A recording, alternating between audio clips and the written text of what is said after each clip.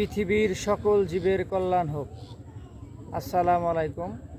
লতা হোমিওলের পক্ষ থেকে জানাই আপনাদেরকে শুভেচ্ছা ও স্বাগত।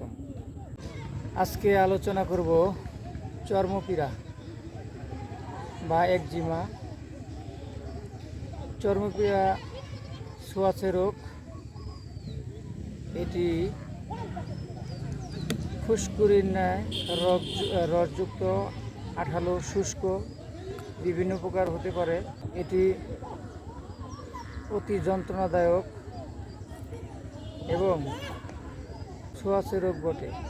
এই চর্মপীড়া অপরিষ্কার অপরিচ্ছন্নতার কারণে অধিক হয়ে থাকে।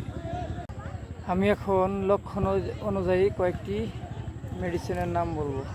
মাথায়, মুখে, পিঠে, হাতে রিং দাঁত অথবা গোলাকার দাঁত, সেখানে টিলোরিয়ানিয়াম 200 দিনে 2 মাত্রা।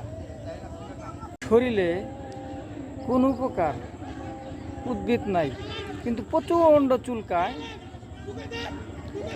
সেক্ষেত্রে ডলিকাস সেবন করলে চুলকানি বন্ধ হয়ে যাবে। ডলিকাস 30 বা 200। বেসিলিনিয়াম শুষ্ক,